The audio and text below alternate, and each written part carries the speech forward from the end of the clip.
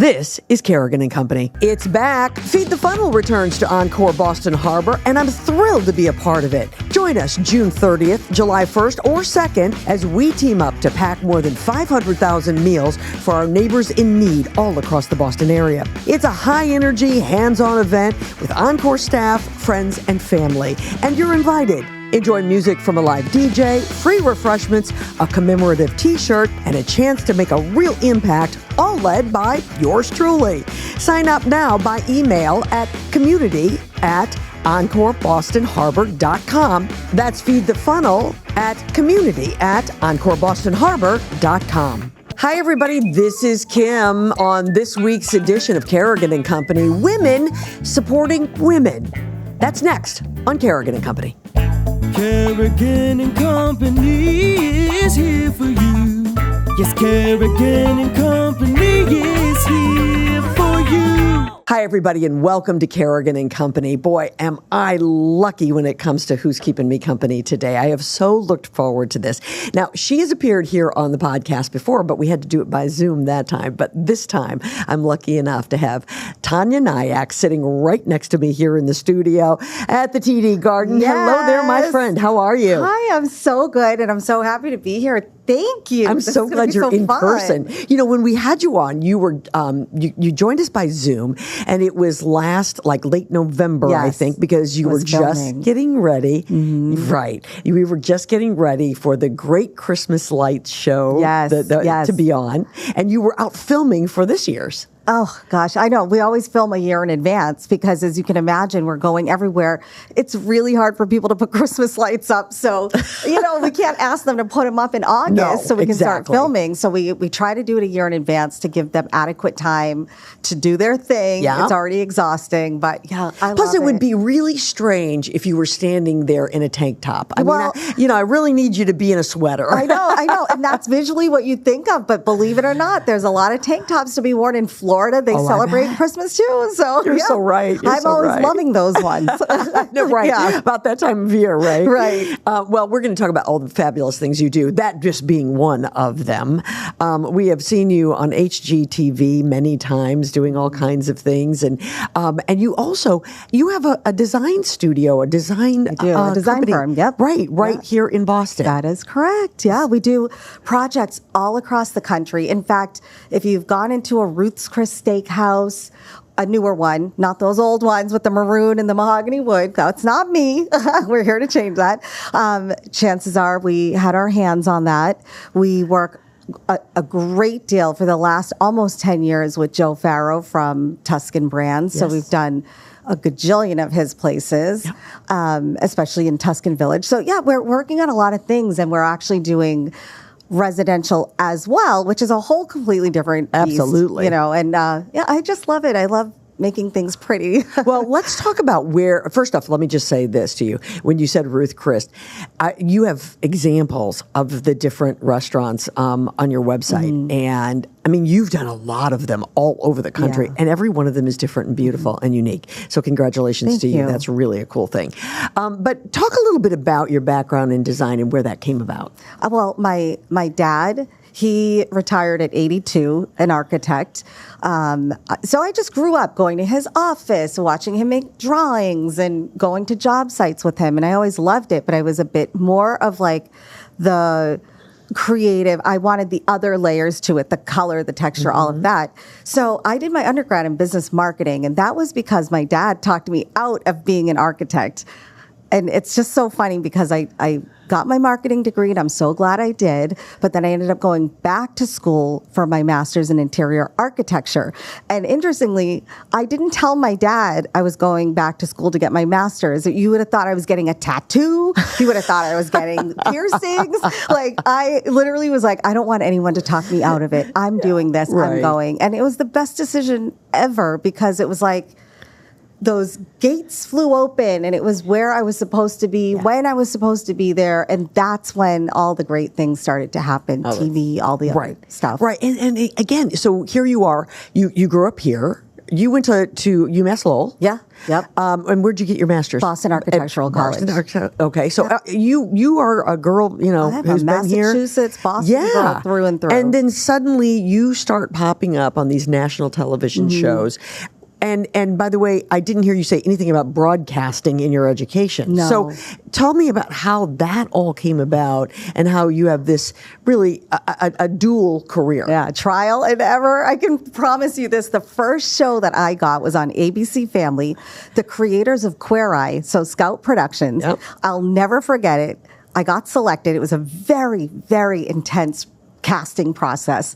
I got the job, and after the first day filming, they told me this way later down the road. They were like, we were looking at each other like, did we make a mistake on this one? Because I didn't know anything about where to stand for camera, how to put a period at a moment, move on to the next. So I was just all over the place willy-nilly. And you were very young, right? Well, no, actually, it's funny. I was just talking about this with somebody. I started my television career at 29, which is young to me now at this age. But to start a career at 29 was, that's different. Absolutely. Yeah. And different from most broadcasts or, anybody who does that kind of thing. Right. Okay. So you got the ABC gig and you did that. And then you went to more auditions. You decided maybe this is a good part of my whole thing. I felt at home. It felt right because I'm a giant kid still at this age. I can't believe every show that I do, I feel like I'm just playing. I feel like I'm on a playground and I'm having so much fun. And so I was like, oh my gosh, this is a job. Like I'm getting a paycheck to do this. It didn't even make sense. And so I think when you're in your place where you're in your right space, things continue to happen. And so I went from one show, then I made my move to HGTV. I have been with HGTV for 20 years now. Wow. I mean, I was told, and I believe it's still true to this day, that I am the longest running person on talent on HGTV that still has a show from way back when. Good for you. Way back in the good old days. Back when you were just a baby. Yep, exactly. You also, I didn't realize this, Tanya, but you have done a ton of the bar rescue seasons. It's Restaurant Impossible. But all right, that's thank okay. you. People always, they're so similar. They're so similar. But yeah, you did all the they need to be redecorated. 23 seasons, right? Yeah, it was 13 years of filming. So I grew up doing design in a 24-hour time frame for an entire restaurant. It was the most stressful, exhilarating, amazing experience for 13 years. I mean, they are my family. Robert Irvine, Tom Burry, my builder, the whole team production. I mean, we all are still such a close family. I mean, the show ended about 2 years ago. 23, right? Yeah, but the core skills, to design something, come up with it, have confidence, trust yourself, just go and just do it because there's no time to think, was a really great lesson for me in doing restaurant design now. Right. And I'll call it in real life. in the real world. Yeah, in the real world. Yeah. Well, I just don't know how you balanced all of it. Was it tough? Has it been tough? You know something, Kim? I don't have kids, so I don't know. I sometimes think when people have kids that they have to feed and shower and get dressed and get to school and do all those things, then I had all that time extra. That was your little bit of extra time. Yeah. So, I mean, I always admire moms and dads and, all that goes into raising a family. Well, in addition to the fact that you have the TV shows, obviously you have the firm that does decorating in the real world. That's what we're calling it. But in addition to that, you and your husband are in business together. Yes, yeah. So my hubby, Brian O'Donnell, he is a restaurateur. So if you can imagine, our pillow talk is kind of nice. We do two completely different things, but there is this commonality that kind of threads between both. So I design restaurants. He's an operator. He owns and operates restaurants. So we have Yellow Door Taqueria. We're opening our 4th location in Providence coming up in a couple of months. We have Lower Mills Tavern in Dorchester, Madre, Assembly in Quincy. We have Moonshine Alley in Providence. So we're, It's growing, and that's his world. Great. Yeah. It's great. You know, that does seem like, though, the two of them must complement each other so well, because as you're designing, he can say to you, you know, if that was in my restaurant, I wouldn't love that idea or can whatever. you imagine going to dinner with us? Like going to a restaurant, the two of us, the first 15 minutes, there's not a chance we can even look at the menu before he is saying what he would do different, you know, operationally, the music levels, the lighting levels, how we got greeted by the host. And then I'm in there going, oh gosh, those pendants have to go. I can't, you know, like, there's just so much. I would imagine that they see you coming and they go, oh no, here they come. Here comes that power couple again. It's too funny. And we have to get it out of our system. And then the first couple enjoy our meal. Then you can have, right, exactly. And we will compliment too. We're very big complimenters if something's done well. Well, you have an appreciation for it. We do. So that's really terrific. Well, this is so great. I'm so glad that you're here. We have lots to talk about. And we're going to continue to talk about. But you suggested a guest, and it turns out it's your very best friend in the world. My very, very best friend in the world. So I'm so excited, and we're going to chat with her in just a few minutes. Taniya Nayak, keeping me company today, everybody. This is Kerrigan and Company. Have you tried Rumson Rum yet?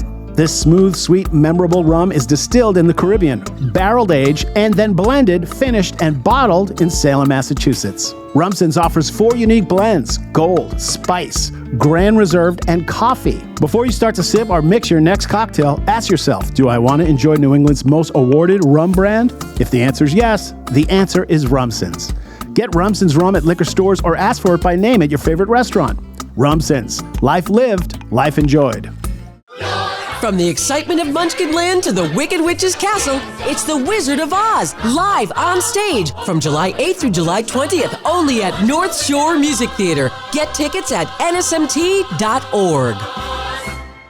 This segment of Kerrigan and Company is brought to you by Lucia Lighting and Design, where people in the know go for the best possible lighting and design experience. Welcome back, everybody, to Kerrigan and Company. So good to have you with us for this episode. And, of course, keeping me company today is Taniya Nayak. I forgot to show everyone this, but, oh my God.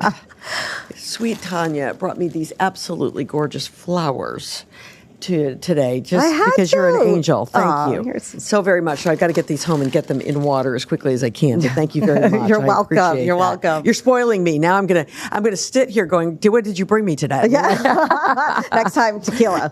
There you go. Okay, it's a deal. I got to prep you for your trip with your your daughter. So we asked Tanya if she had any suggestions for maybe somebody she'd like to interview, and you were very quick to reply. It wasn't even. I don't think you finished the sentence. I'm like, Sabrina Soto, my best friend, she's going to do it. I don't even care where she is or what she's doing. I'm going to tell her, sit yourself down. Yes, yeah. So why don't you introduce who's with us? Oh, yay. I get to introduce my bestie. Well, Sabrina Soto and I have been friends for over 15 years. We met through the likes of HGTV. She is a wonderful human being on all levels. She's a loud Cuban. She's honest to a fault. If you love your outfit, but you just want like someone to kind of boost your ego and be like, yeah, you look great, do not ask Sabrina, because she will tell you the truth.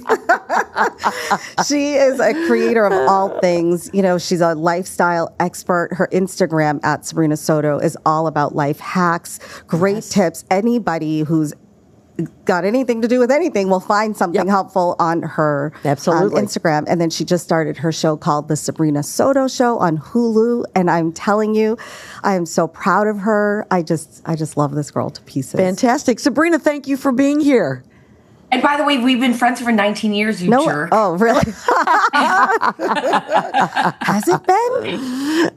Yeah, it's been in 2006. Kim, thank you so much for having me. And she's right. I already started off telling you, could see that I'm a very feisty Cuban. Well, I want to learn a little bit more about your background. I mean, I read that you have of Cuban descent, but tell me a little bit about where you grew up and how this came to eventually be a friendship. Can we tell the real story? I was born in Miami, but I grew up half in New Jersey, half in California. I got my first HGTV show in 2006, the same way that Tanya found her HGTV show, which we both found the show on Craigslist. Can you which imagine? Is wild in itself. Really? And the moment that I met Tanya, we were at dinner. We became fast friends in the women's bathroom. and we became each other's confidant. And I can tell you that I wouldn't be where I am now without Taniya, because throughout the years, a lot of people from the outside would consider us competition because we're both designers on television, but we've never treated our relationship that way. We've always bounced ideas off of each other, and it's been a really organic and really supportive relationship. And I believe that every business owner needs somebody like that, especially if you're a woman, because you need somebody that you trust to be able to guide you sometimes when you're lost. Absolutely. Yeah, I 100% agree with her. And there's something that's so interesting about having that person to bounce off of, because we tell each other our plans, things that we would like to see happen. We ask each other, do you think that's absolutely nuts? Or we are each other's greatest support in that way. And Sabrina and I talk a lot about manifestation. We're big vision board people. We like to put things out there. But I was telling Sabrina earlier today, I was just saying, you know something, there's one thing that I think people don't give enough credit for, is when you manifest, it also takes hard work. It doesn't come out of thin air. Right. And manifesting to us, I think, is a roadmap. It's just kind of putting it out there and having a vision to work towards. And she's, I'll tell you, the Sabrina Soto Show that she's doing on Hulu is something she has talked about since I first met her. To see this come to life, I cannot even explain how cool it is. Well, tell everybody about the new show. Okay, so I've been pitching this show for 10 years. I wanted to create a show because everyone knows me from HGTV, but I'm really passionate about law of attraction, like Taniya just mentioned. I also love to entertain. I love to cook. I'm a parent. I love fitness, wellness. And so I thought, how cool would it be to create a show that sort of merges everything together, like a real lifestyle talk show that you get takeaway. And I pitched it for 10 years, and it took 10 years to make it happen. But it really is all those things. I think for each episode, there's no way that no matter where you are in your life that you won't get some takeaway, whether it's going to be a recipe, a great workout, or a design tip. And I brought all of my friends in. So there was 30 guests for the whole season, everyone from Jason Momoa, who's a huge star, and I've been friends with him since I was in my 20s, to Bobby Burke, to Michael Beckwith from The Secret, Kat Cora, the Chef Marcella. So it was a passion project of mine, and also something that I've been working hard at for 10 years now. Oh, good for you. It's so fun. Yeah. There's nothing better than working really hard for something and then you get to see it actually come to be. And that is, that is just so exciting. And how often does it drop? Well, so all 10 episodes are live now. It's they on are. Hulu, Okay. Disney Plus, Amazon Prime, Tubi, and Roku. Okay, terrific. Well, I will begin watching immediately. And I have to throw this in here. I did get asked to be on her show, but I was filming the Great Christmas Light Fight. And as it goes, the connection of us just runs deep. She did the very first, was it two seasons of Christmas Light Fight or one? I did. Because you did Halloween. I think I did two. Yeah. So she started the Great Christmas Light Fight, and then she was pregnant with her amazing daughter, Olivia, and she was due during the time that we'd be filming. Yep. So they kind of started casting again. My name went in the hat. I ended up getting it, and there you have it. Exactly. But I didn't get to do her show yet. Yes, right. Yeah, there's other opportunities. There will be another season, right? Yes. Yeah. So I do think it is really fascinating. You touched on this, but it is so rare that women don't help women. We're bad about that. Women do see one another, as competition. I think slowly but surely we've gotten smarter and realized that, the good old boy, if you're gonna come up against the good old boys network, you got to work together. But you guys really do follow the same path. So tell me how you keep that relationship so tight and yet still both balance what it is each of you is doing. Because I think, well, first of all, I grew up in a family of women. I have a sister. I have everyone, like my mom, it's all aunts and cousins that are women. But I agree with you that I think that we're pinned against each other a lot just from society. But I think that intuitively we know how genuine and important cultivating these relationships are, because when you do really, truly have women behind you, there's nothing that can stop you. And I think, especially when you get into your 40s, like I am, very much into my 40s, you become even more aware how important those relationships are. And you just have to put yourself out there. But I think for Taniya and I, it's been a lot of honesty. It's been a lot of vulnerability, a lot of transparency that sometimes is scary for people. But we've always been very honest with each other. Maybe I'm a little too honest, like she mentioned.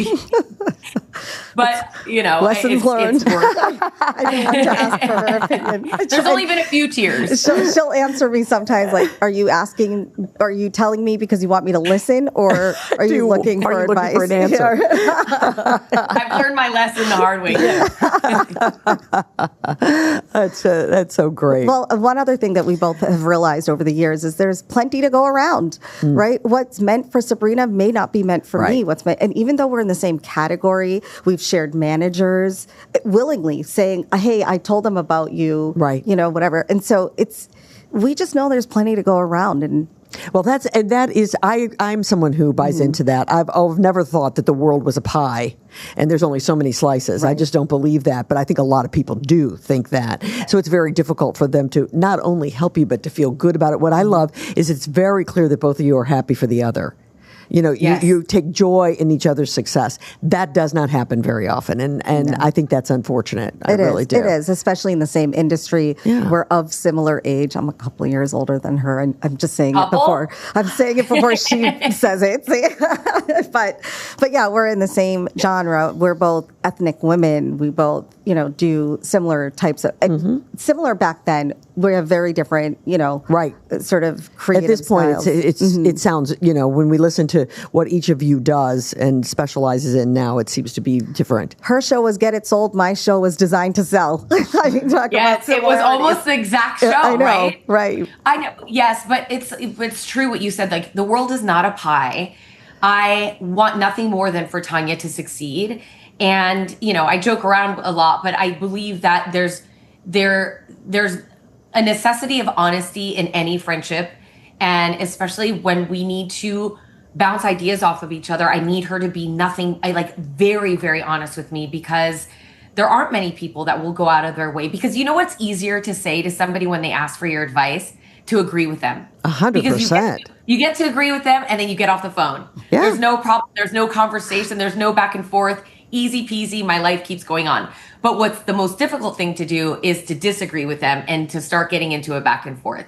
But you need somebody in your life to be able to do that with, or else you're just floating out there in the ether. You know what? When I do the agree thing is when a stranger walks up to me and shows me the bathroom remodel that they just did. And they're like, well, what would you do different? I'm like, nothing. Oh, it's fabulous. Perfect. I love it. Except that sink and that paper and those light fixtures. Where did you buy those towels, for God's sake? All right. So listen, I want to know, Sabrina, we've talked about all the different things that your new show features, but which part is your favorite? Because I'm sort of like, I love wellness. I love design. I'm not a good cook, but I sure love to watch other people cook, and I love to know more about it. What's your favorite part? The conversations, because even when I have a chef on and we're cooking something delicious, it's not about the food, which is delicious and amazing and great takeaway with recipes to inspire people, but it's really the conversation that happens in the kitchen. It's the conversations that happen with the new thought teachers on my couch. It's the conversations that happen with the workout, instructor in my backyard. It's about the connection and conversation, and that's what I really believe that life is about at the end of the day. Oh, so true. So true. It's funny, just kind of bringing it back to that. We were talking about this on another show. We were talking about a restaurant owner and a chef. And I was saying to them that for me, 3/4 of a restaurant experience is not about the food. It's about the ambiance and the people that I'm sharing the experience with. And if I've had a great experience at the table, they could probably serve me crappy food and I wouldn't pay all that much attention to it. Yeah. So it is about ambiance, the world, and what's around you. Right, when it's all said and exactly. done. when we were just talking about that manifestation and imagining what you want in the future, it took a long time. Like she said, over 10 years, she's been planning and thinking. And then she finally got the green light to do this show, and they wanted to name it something else. And she called me up and she said, well, what do you think? Like, I really kind of want to push for the Sabrina Soto Show, which is literally what she's always dreamed of, was to have the Sabrina Soto Show. She now has her mug that says the Sabrina Soto Show, and it's like, I'm so glad that she just pushed for it. Now she has it. And it's so cool to see. Yeah. I think you've kind of shown everybody, Sabrina, that, all of us have worked hard for a lot of years, but 10 years pushing for one project is a lot. And not uncommon. It's been longer than that? Me trying to find a husband, and it took me 48 years for that. So, but she found one. Apparently, I'm a very patient human being. Now, are you engaged right now, about to get married? I am He's a keeper. I warned him. I said, listen, you've got an 11-day return policy after this engagement ring goes on the finger. And then I even called him like 3 days. I'm like, are you sure about this? And he's like, yeah, I'm sure. Thank God he is sure. But no, I believe that when you know something is real and that you have a vision for something, whether it's a product or a business, whatever the case may be, it's easy to give up when you get no's all the time, and it's about moving forward, and what Tanya did mention, but is when the Sabrina Soto Show was happening, I then got scared about the show being my name. Like, who am I to have a name, my name in the show? Who am I? Maybe people are going to be like, who's Sabrina Soto? And, I'm only telling you that story to make sure that everyone knows, like, it's not just cut and dry. There are many times that I second guess myself. And just because you second guess yourself, if you're listening to this, doesn't mean you're not on the right path. Right. It's human nature to go, well, maybe, I don't know, maybe I'm an idiot or, whatever the case may be. Just keep going. So well said, and so true. Absolutely. The greatest of the greats had self-doubt along the way, but it's the difference, I think, are those who overcome the self-doubt and just keep pushing ahead. And look at you. Now you've done that, and we have the Sabrina Soto Show. Mm-hmm. And it's awesome. It's so good. It's so exciting. When are you getting married? Well, that'll also be the Sabrina Soto Show, right? But he works in baseball, so his team is doing really well. So now they might make the playoffs, so we might postpone. Well, listen, October baseball's okay, so that's a good thing. That's for sure. I know you have a daughter. Yes. What does mom think? What does your daughter think of mom and her new show and all the great stuff? Oh, she doesn't care. She was actually on one of the episodes, but my daughter is 9, but she's a very old soul. Mm-hmm. So she's proud of me that I am creating things that I'm passionate about. And I think she acknowledges that, and she can see that as a 9-year-old. But she just loves that sometimes I get to work out of my house. Like, that's all that she cares about, that I get to make her pancakes once Olivia in a while. is 9 going on 90. She is so full of soul. She is the little kid that I would probably sometimes rather hang out with her sometimes than any other adults in the room. And she's a cool kid. That's so great. That's terrific. Yeah. So after, before we say after, I was going to say after the show, what will be next. But before we talk about that, I want to talk about, it is so great to go on to your Instagram. You've got all kinds of things and some really fun stuff on there. Talk a little bit about your life on social media. It's exhausting, as everybody else, I'm sure, feels the same way. But what I do love to share are hacks and tips and really fun ways to either organize or clean. And it's because I grew up, that was me as a child. Like, I loved cleaning. I loved organizing. When I was Olivia's age, 9, I was organizing my National Geographic books by color coding everything. I mean, I've been a nerd at heart since I was a kid. So I just love to take that passion and make it, now as a 48-year-old woman, but I just want to inspire people and make it fun and easy. But then again, sometimes I like to also share pretty deep things that I'm going through, or wellness routines that have helped me, especially going through this time of my life of perimenopause. So, it runs the gamut, but I just try to inspire people and give them takeaway. A lot of what you'll find when she's talking on a deeper level about things like perimenopause or wellness, she has a podcast called Redesigning Life with Sabrina Soto, and just interviews incredible guests that it's very thought-provoking. It's she'll have a episode. I don't know why I can't think of the word episode. She'll have an episode about narcissism, you know, about... I mean, I don't know. You tell about it. Yeah, no, and you were on also as one of my first guests talking about your IVF journey, and I think that was another passion project of mine, of taking it away from just talking about design and talking to designers about life. And I'm up to, I think, 100 episodes now of thought leaders and people that I just am so grateful that I've been on, including Taniya. But really deep conversations that go into topics that maybe are a little heavier. And I never thought when I started the podcast that anyone was going to listen. And it's become successful, thank God, and knocking on wood. She had Mel Robbins on as a guest. There you go. Yeah. Not yet. I don't know why I thought that you'd... Oh, because we always talk about her. She was going to be on the show. She was going to be on the show. That's why. But the schedule didn't work. But yeah, it's been great. And I'm able to flex that muscle that I haven't been able to flex in so many years being on TV, on HGTV, just doing design shows. Yeah. Because I have a lot more passions. My pie is a lot bigger than just design. Absolutely, yeah. Well, I think that's fascinating about you. I find that about Taniya as well. You ladies are beautiful, and you're women who work with beautiful things, but you go deeper than just all of that. You know, all the beauty and all the hacks and all of that kind of thing. And I think that is just really terrific. There's not that many women out there who are willing to show both of those sides. You know, yeah, because I think everyone is craving that. Yeah. Everyone is craving authenticity. And in all the years that we've had these pretty little squares on Instagram, it's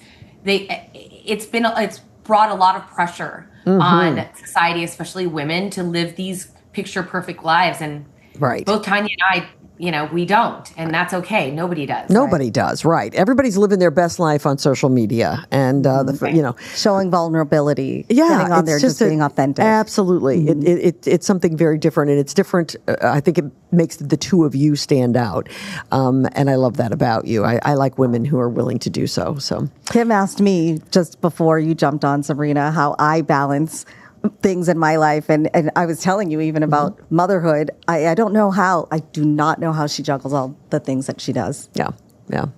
It's not easy all the time, is it?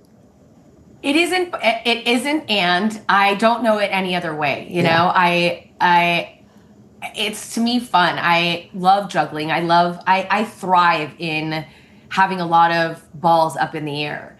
But I also don't watch television because of that, because I don't have time. So better off. Yeah, I can't talk to you about the latest Netflix show, but I can talk to you about a manifestation journal. And you can give me a good hack in the kitchen. That's all good. That's right. Great. Well, listen, it's been a delight to meet you. Congratulations. Thank you Continued so much success for having me. Thank you, Taniya, for allowing me to be your BFF on this. And for being the best wing woman. You're really... Do you want to be my new PR agent? Yes. Well, if you'll be my manager, I'll be your PR person. It's done. Okay. And again, folks can find the show on Hulu right now. Yes, the Sabrina Soto Show is on Hulu, Amazon Prime, Disney Plus, Tubi, Roku, Design Network. Fantastic. Continued success. Love you. Thanks so very much. Love you, Taniya. All right. This is Kerrigan & Company. Longer days and warmer weather mean more time to spend outside. Are you ready to extend those days even longer with effective and efficient landscape and outdoor lighting? If so, Lucia Lighting and Design in Lynn can stretch your summer days by helping to create beautifully well-lit outdoor living spaces. The lighting experts at Lucia will work with you to plan a space that's bright, comfortable, and secure. It'll be so great you might never be inside. Get started by going to lucialighting.com, then make an appointment to visit their beautiful showroom in Lynn, Massachusetts. That's lucialighting.com. It's back. Feed the Funnel returns to Encore Boston Harbor, and I'm thrilled to be a part of it. Join us June 30th, July 1st, or 2nd as we team up to pack more than 500,000 meals for our neighbors in need all across the Boston area. It's a high-energy, hands-on event with Encore staff, friends, and family, and you're invited. Enjoy music from a live DJ, free refreshments, a commemorative t-shirt, and a chance to make a real impact, all led by yours truly. Sign up now by email at community@EncoreBostonHarbor.com. That's Feed the Funnel at community@EncoreBostonHarbor.com. This segment of Kerrigan and Company is brought to you by Bill Haney's North Shore Music Theater. A dazzling, all-new production of The Wizard of Oz is on stage July 8th through the 20th. Get your tickets at nsmt.org. Welcome back, everybody, to Kerrigan and Company. So great to have you with us. And Taniya Nayak keeping me company today. And we had a great interview with Sabrina, your very dear friend, which was great. And Tanya actually did the job of just putting this entire podcast on today. Because she brought Sabrina to us, and then she made a huge suggestion, and I'm so glad that she did. And our next guest is Lisa Fortenberry, and she is the executive director of Camp Harborview here in Boston. Yes. It's so great. I can't believe I've never met you. It's so nice to meet you. I don't know why. This is the first and won't be the last. Yeah, absolutely. First and won't be the last. Where do you live? I live in Quincy. What? I live in Quincy. I lived in Dorchester for 25 years. And then we moved to Quincy 5 years ago. Well, that doesn't even make sense. And I've been working in the city forever. You live decades. close, love. How long have you been the exec? You haven't been executive. I'm the executive vice president. I've been here 8 years. Okay. Yep, I've been here 8 years. In that job? In this job, yes. Good for you. A few different titles, but yes, moved around a little bit, but in this particular And role. the program's been around for what? 18 years. 18, okay. 18 all years, right. yes. Yeah. Fantastic. Okay, so for those who don't know what Camp Harborview is, tell them exactly what it is. Sure. I think Camp Harborview is a little bit of a misnomer with the name. You automatically you assume we're just a camp, and which we are. We are an amazing summer camp on Long Island for Boston middle schoolers to sail and swim and fish and do all the things that really their suburban counterparts enjoy doing at camp, except we get to offer that free to families, which we're very proud of.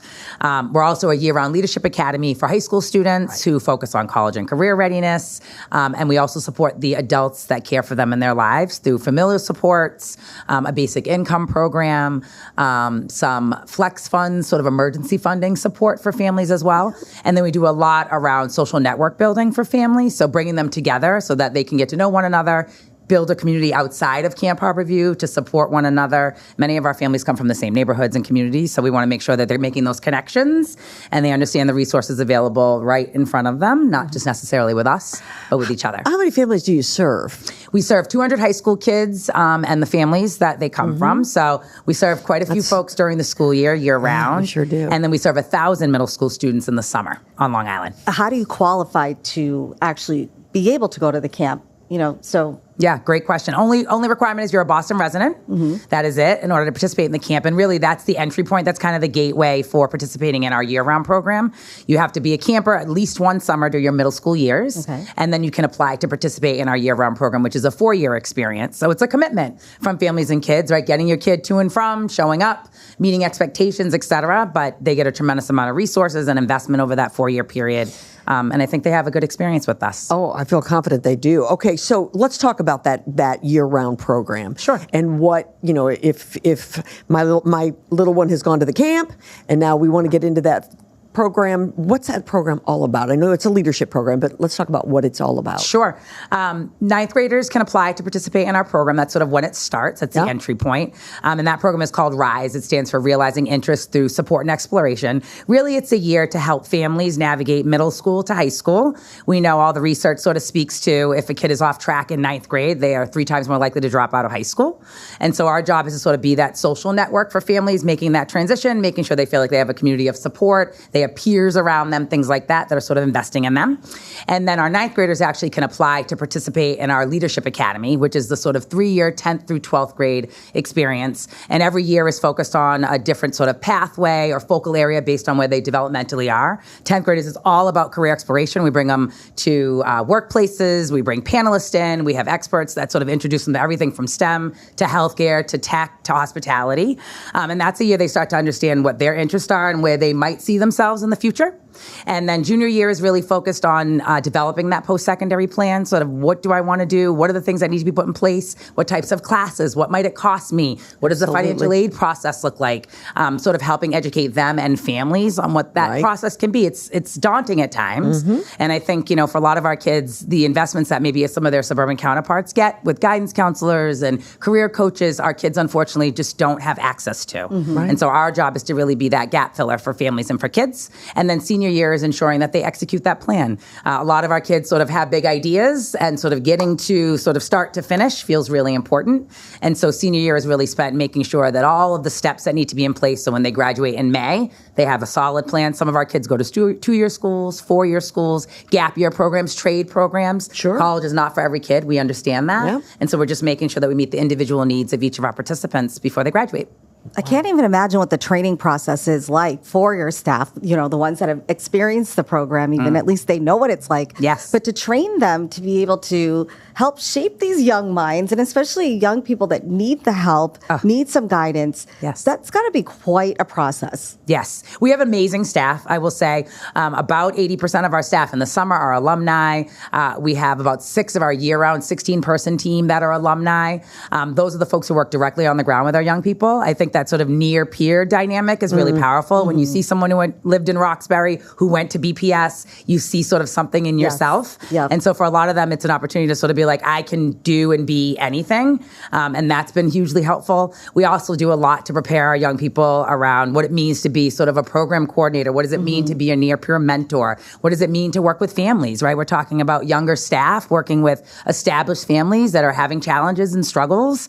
And at times that can be shameful or embarrassing for folks to sort of disclose those things. And so making sure that our staff are sensitive to those realities, empathetic to those truths, and sort of are ready to really wrap their arms around families and young people in a way that makes them feel cared for and loved. And most of all, that they have assets. We believe our Black and brown communities have assets.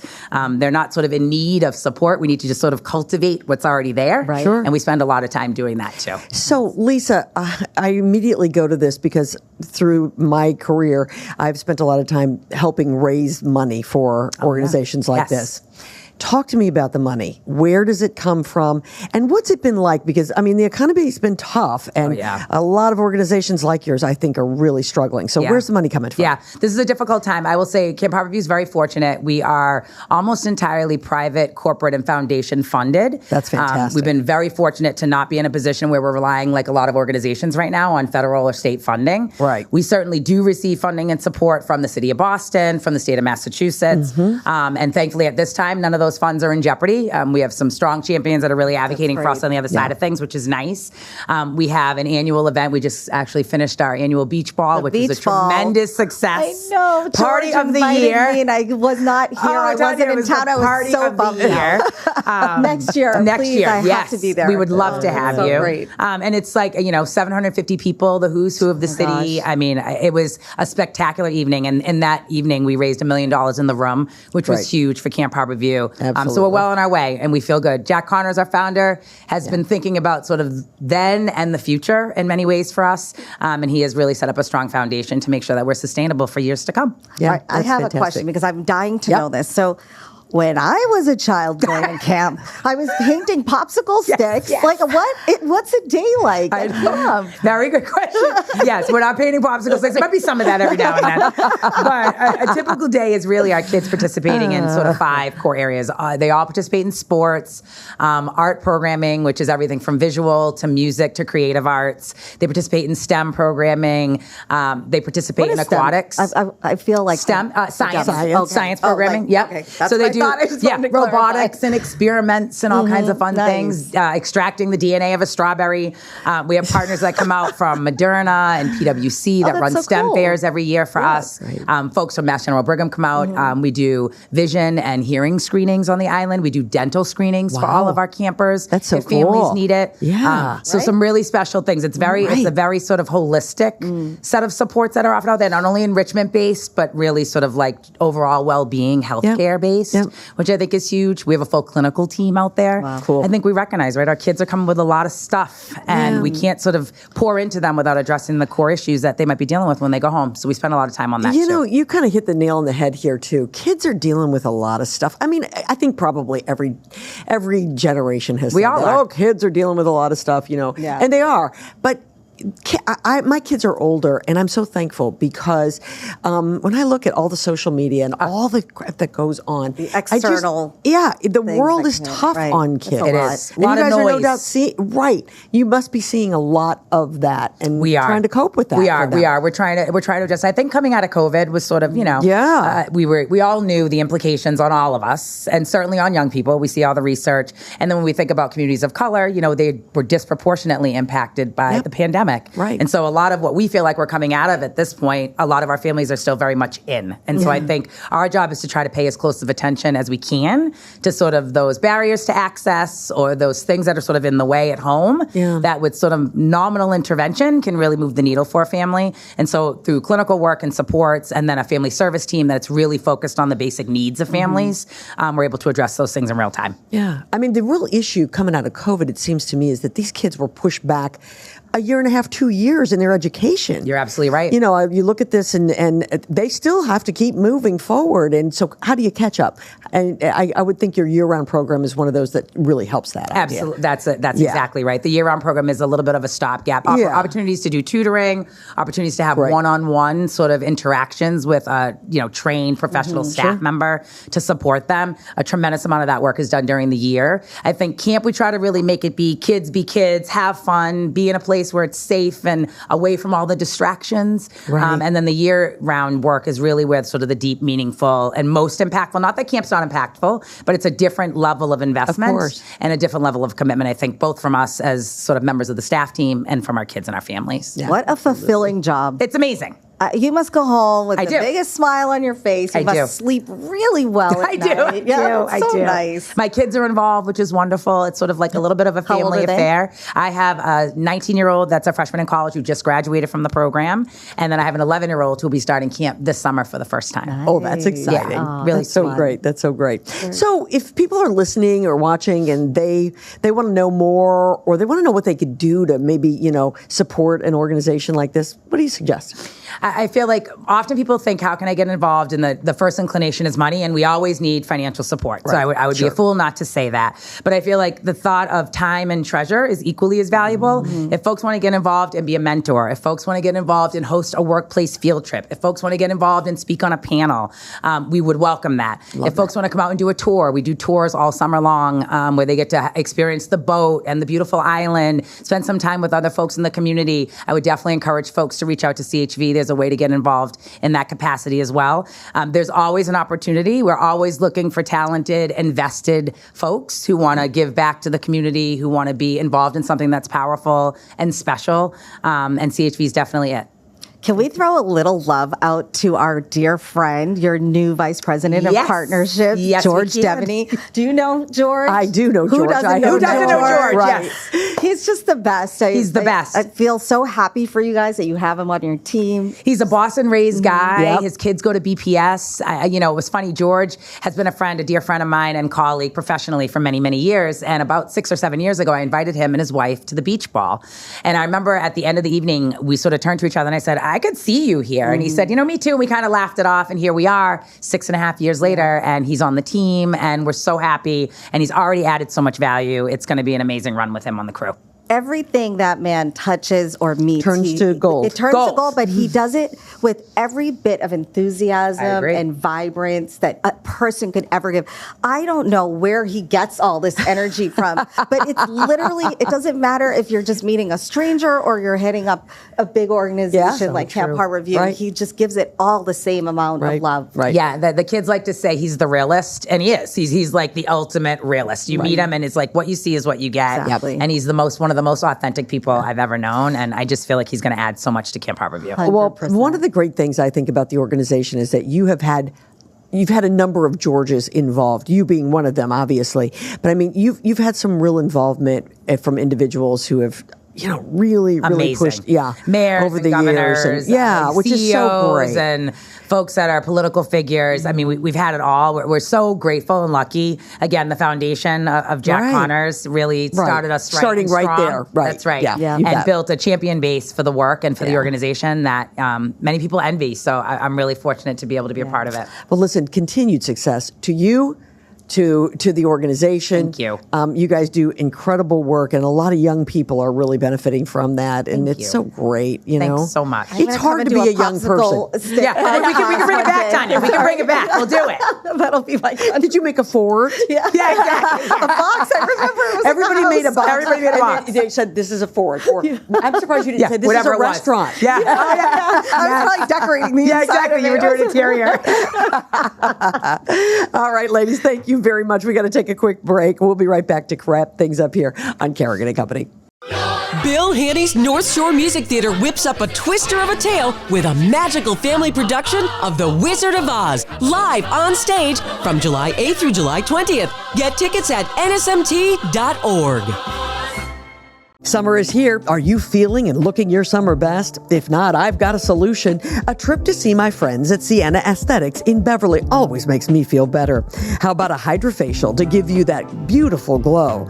Luscious plump lips for summer parties? Or learn more about Sienna's physician-supervised weight loss program. Treat yourself this summer. Go to siennaaesthetics.com to learn more about the many treatments available. Oh, and by the way, Sienna offers a wonderful payment program. It's easy to apply right online. siennaaesthetics.com. This segment of Kerrigan and Company is brought to you by Sienna Aesthetics Medical Spa. Take years off your face with the very latest technologies at Sienna Aesthetics in Beverly. Well, it's that time of the episode that we wrap things up, which makes me sad today because I really don't want to wrap it up.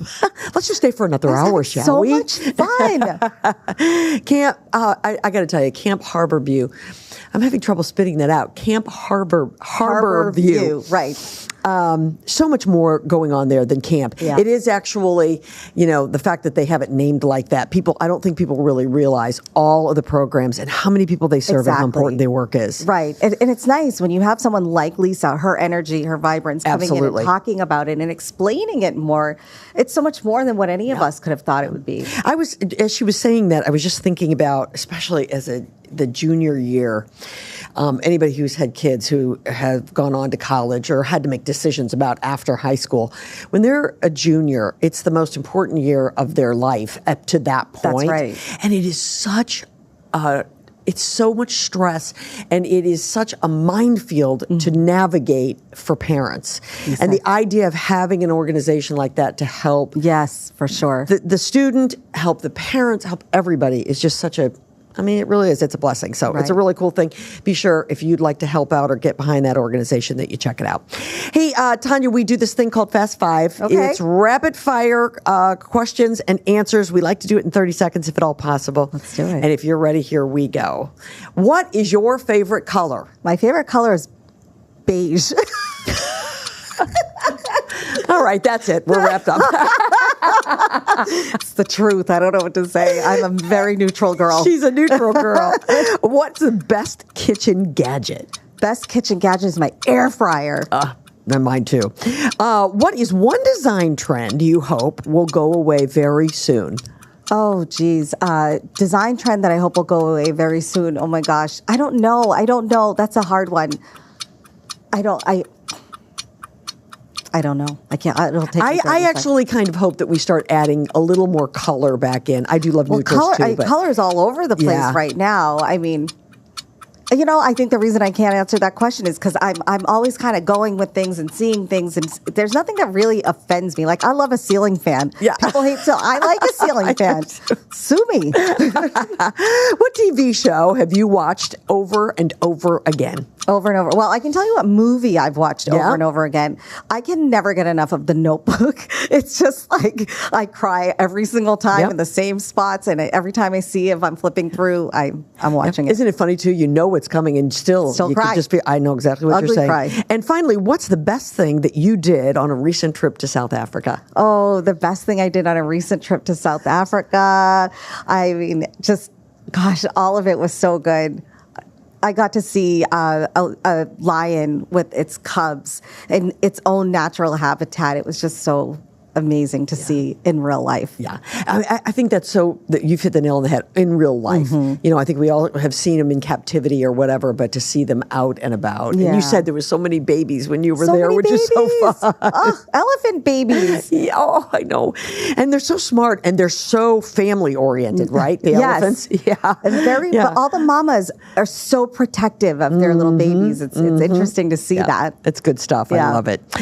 You have a new line coming out. I do. Let's tell I everybody do. about that. Yeah, so one of the things that I've really been putting a lot of energy into, and these things take years to get to this point, so it's much bigger to me because I know how much time and energy and creativity has gone into this. Of course. So I have my own tile line coming out, which it actually is out. It just launched this past week. And it's called... It's called Decadent. It's with Okay. Jen Rose Stone and Tile. Great. You'll see that in showrooms. Great. And then also, I have a wall covering line that I had done this already. My first round had already gone out.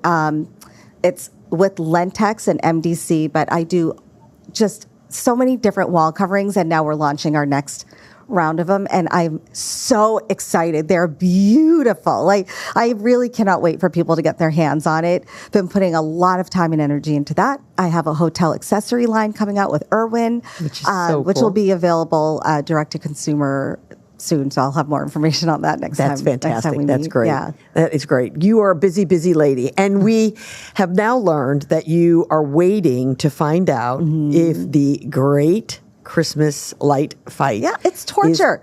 Tell everybody about We've this. been doing the show for 13 years, and every year I have to wait until about August to just get the official green light, but always knowing that what we filmed already is going to air. So this year, you will see the Great Christmas Light Fight. Well, I'm wondering if I'm going to be filming for the next year, which let's just hope that it keeps going and going and going, because it is the most fun show of all time. So let me ask you, how soon do those houses have to be ready? When do you start the shooting? We start filming in November, usually like November 1st. Yeah. And then we go right through till mid-December. Okay. And it is constant. We're all over the country. Yeah. Because we're visiting 3 to 4 houses per episode all over the country.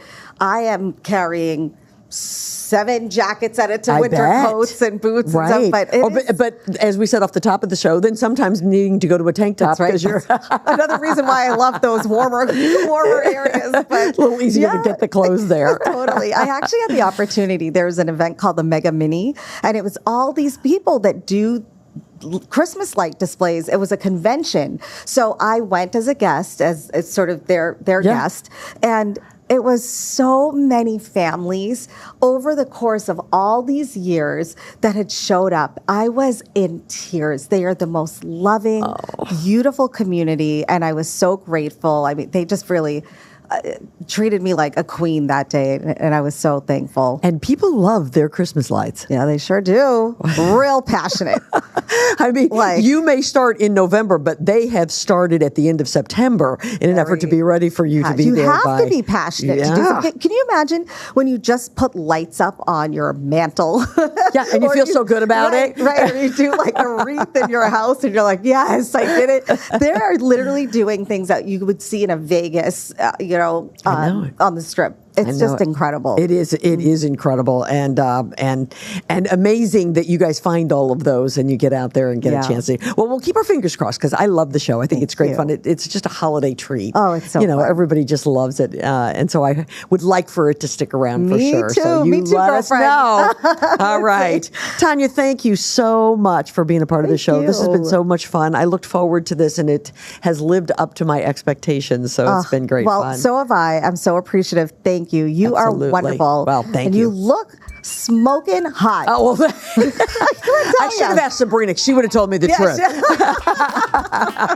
Touche. She would have agreed 100%.